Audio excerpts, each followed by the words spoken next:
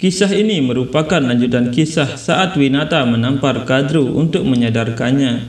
Diti berkata, apakah kamu pikir kamu bisa menatap mereka berdua? Kamu pikir kamu dapat mengintimidasi mereka? Itu juga ketika ibumu seorang pelayan melanggar aturan. Dia menampar tuannya sendiri. Kadru dengan marah berkata, cukup, diam semuanya. Diti berkata, Kadru, dia seorang pelayan menamparmu dan kamu ingin aku diam. Kadru berkata, aku memaafkannya, dia melindungi puasaku. Aku tiba-tiba mulai merasa sangat haus. Sejujurnya aku kehilangan kendali. Seandainya Winata tidak menghentikanku, anak-anakku mungkin akan. Kalia berkata, mengapa? Tiba-tiba kamu haus sekali, ibu. Kadru melihat kamarnya dan berkata, di mana itu menghilang? Kalia berkata, ada apa, ibu? Kadru berkata, ada asap. Ruangan ini tiba-tiba dipenuhi dengan begitu banyak asap, sehingga aku bahkan tidak bisa bernapas. Asap membuatku batuk parah. Batuk itu membuat tenggorokanku kering dan sesaat aku merasa akan mati. Kemudian aku melihat kendi berisi air dan aku lupa bahwa aku sedang berpuasa. Taksaka berkata, di mana datangnya begitu banyak asap? Garuda melihat Diti yang seperti ketakutan dan Diti berkata, apa yang sudah terjadi biarkan terjadi. Kita tidak bisa memikirkan masa lalu dan melupakan masa depan. Kita harus fokus pada apa yang harus kita lakukan selanjutnya. Matahari akan terbenam dan tidak ada yang mengatur persembahan. Garuda berkata, aku minta maaf karena terlambat. Mengambil tepung dari resi Somaduta bukanlah hal yang mudah. Rahu terkejut dan berpikir, dia berhasil membawa tepungnya. Sekali lagi dia menggagalkan siasat kami dan mengalahkan kami.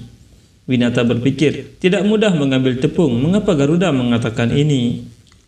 Kadru berkata, tidak akan mudah untuk mengambil daun noni juga, tapi kamu harus mengambilnya sebelum gelap. Garuda berkata, aku akan mengambilnya yang mulia, katakan saja di mana aku bisa menemukan daun noni. Diti berkata, kamu harus mengambil ramuan itu dari pertapaan Resi Agastya. Mendengar nama Resi Agastya, Winata dan Kadru menjadi terkejut dan Winata melipat tangannya. Garuda berkata, apa masalahnya? Setelah mendengar nama itu, salah satu dari kalian dipenuhi dengan ketakutan, sementara yang lain melipat tangannya dengan hormat. Siapakah Resi Agastya? Winata mengingat siapa Resi Agastya dan berpikir, Garuda tidak menyadari kekuatan Resi Agastya. Jika dia memutuskan untuk menguji Garuda, itu bisa membuatnya dalam masalah. Diti berkata, Winata, aku telah mendengar bahwa kamu telah memberitahu putramu semua hal tentang pengetahuan. Tetap saja dia tidak tahu tentang Maharesi Agastya. Bahkan gunung-gunung pun membungkuk di hadapannya. Kalia berkata, apakah benar gunung-gunung membungkuk di hadapannya? Garuda berkata, maka orang suci ini benar-benar luar biasa. Ceritakan lebih banyak tentang dia, Ibu Diti. Diti berkata, dia adalah salah satu dari 7 resi yang agung, Maharesi Agastya. Dia sangat kuat. Dia pernah memaksa gunung besar untuk mematuhi perintahnya. Kita semua percaya bahwa Himalaya adalah gunung tertinggi di dunia, karena setiap hari gunung Himalaya bertumbuh. Suatu hari gunung Vindhyachala menjadi sangat iri dengan Himalaya sehingga dia memutuskan untuk lebih tinggi dari Himalaya dan dia mulai tumbuh dengan cepat. Segera Vindhyachala menjadi begitu kuat dan tinggi sehingga dia menutupi matahari yang mengelilingi alam semesta. Setengah dari bumi terkena cahaya dan setengah lainnya tetap dalam kegelapan abadi karena ditutupi oleh gunung Vindhyachala. Dalam situasi seperti itu, kehancuran kehidupan dimulai. Pepohonan, tanaman, hewan mulai mati. Melihat itu, para dewa mulai khawatir dan mereka pergi ke Dewa Brahma untuk mencari solusi. Para dewa berkata, salam Dewa Brahma. Dewa Brahma berkata, aku hanya pencipta alam semesta ini, bukan kekuatanku untuk menghentikan pertumbuhan Vindhyachala. Diti berkata, mereka tidak mendapatkan solusi apapun dari Dewa Brahma. Jadi semua dewa pergi menemui Prabu Sri Vishnu di Vaikunta. Para dewa berkata, salam Prabu Sri Vishnu. Sri Vishnu berkata, ada alasan di balik apa yang terjadi di alam semesta. Itu sebabnya tidak mungkin bagiku untuk memecahkan masalah kalian. Hanya Prabu Mahadewa yang bisa memecahkan masalah untuk menghentikan pertumbuhan Vindhyachala. Para dewa kemudian pergi menemui Mahadewa dan Mahadewa berkata, hanya ada satu di seluruh alam semesta ini yang dapat menyelesaikan krisis di bumi ini, dan dia adalah Resi Agastya. Kalian semua pergi menemuinya. Kalian pasti akan menemukan solusinya. Para dewa kemudian pergi menemui Resi Agastya dan berkata, salam Resi Agastya. Resi Agastya berkata, ego dari Windyacala lebih besar daripada tubuhnya. Begitu ego itu berakhir, masalahmu secara otomatis akan berakhir. Dewa Indra berkata, tapi bagaimana egonya akan berakhir? Windyacala berkata, ini semua terlalu kecil di depanku. Semuanya tidak berarti di depanku. Saat itu Resi Agastya lewat di depan gunung Windyacala sambil mengucapkan nama Prabu Mahadewa. Windyacala berkata, aku sangat besar tapi dia mengabaikanku. Dia pasti orang suci yang hebat. Itulah sebabnya dia begitu larut dalam pengabdian kepada Dewa Siwa, sehingga tidak ada benda di sekitarnya yang dapat memberikannya pengaruh. Jika aku mendapatkan restunya, maka pengaruhku akan semakin meningkat. Windyacala kemudian memberi salam kepada Resi Agastya. Windyacala melakukan dandawat kepada Resi Agastya, sehingga gunung yang awalnya sangat tinggi menjadi sangat rendah. Windyacala berkata, tolong terima salamku Resi. Karena Windyacala tidak lagi menutupi bumi, cahaya mulai menyinari bumi dan memberikan keindahan di sana. Windyacala melihat bumi yang indah dan berkata, ini sangat mempesona. Bumi ini, langit ini terlihat indah. Resi, terima kasih banyak telah mengunjungiku. Tolong beritahu aku apa yang dapat aku lakukan untuk menghormatimu, Resi Agastya. Resi Agastya berkata, aku akan pergi ke selatan.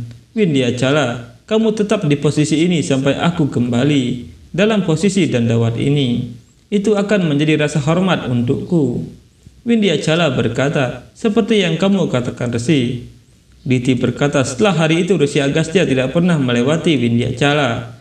Dia menetap di selatan. Gunung Windyacala adalah bukti kekuatannya yang tak terbatas. Bahkan saat ini dia berada di posisi yang sama menunggu kepulangan Resi Agastya. Dia masih dalam posisi dandawat dan tidak memiliki harga diri. Dia berkontribusi pada perubahan alam semesta. Garuda berkata, dia adalah orang suci yang hebat. Aku sangat beruntung jika melihatnya. Kadru berkata, jangan terlalu senang Garuda. Kamu hanya mengetahui satu sisi dari kepribadiannya. Namun ada sesuatu dalam kepribadian Resi Agastya yang tidak selalu terlihat. Kamu harus masuk lebih dalam untuk mengetahui tentang dia. Ayahmu Resi Kasyapa. Dia sangat tenang. Aku merasa damai saat melihatnya. Dan Resi Durwasa, aku merasa takut saat melihatnya. Tapi Resi Agastya lebih buruk dari keduanya. Perilakunya gila. Apa yang akan dia lakukan? Pada siapa dia akan merasa bahagia? Pada siapa dia akan marah? Dan kepada siapa dia akan memberikan keuntungannya? Lalu kepada siapa dia akan mengutuk? Tidak mungkin bisa ditebak. Taksaka berkata, seseorang bisa berhati-hati di depan ayah dan Resi Durwasa. Tapi bagaimana cara bersikap di depan seseorang yang perilakunya tidak bisa ditebak? Kadru berkata, ada dua raksasa yang melakukan kesalahan yang sama, yaitu yang terjadi pada Atapi dan Watapi. Dan kamu juga tahu itu, saudari Winata. Taksaka berkata, kami bahkan belum pernah mendengar cerita ini. Ibu, beritahu kami siapakah Atapi Watapi? Kadru berkata, Atapi Watapi adalah dua raksasa. Keduanya telah menciptakan teror di dunia. Suatu hari, seorang saudagar pulang ke rumah. Melihat itu, Atapi dan Watapi mengubah wujudnya dan menipunya dengan kekuatan yang sulit dipahami. Lalu Atapi berkata, sepertinya kamu datang dari jauh. Atas anugerah Dewa Siwa, aku bertemu denganmu. Aku tidak akan membiarkanmu pergi tanpa makanan. Pondokku dekat di sini, ikutlah denganku. Saudagar kemudian menikmati makanannya dan berkata, kamu membuat makanannya sangat enak. Ini adalah hadiah kecil untukmu dariku. Atapi berkata, kambingnya besar dan makanannya enak, dan kamu memberi hadiah yang sangat kecil. Watapi, saatnya telah tiba Watapi. Tiba-tiba Watapi yang dimakan oleh saudagar itu bangkit di dalam perut saudagar itu. Perut saudagar itu pecah dan dia langsung mati. Watapi kemudian keluar dari sana. Taksaka berkata, ibu, apa hubungan Resi Agastya dengan iblis-iblis ini? Diti berkata, suatu hari Resi Agastya juga menempuh jalan yang sama. Kemudian Atapi dan Watapi melihatnya. Sesaat keserakahan muncul di benak mereka dan mulut mereka berair melihat Resi Agastya yang sangat gemuk. Atapi dan Watapi akan menikmati makanan enak hari ini. Kami akan merobek perut besar ini dan kita akan bersenang-senang saat makan.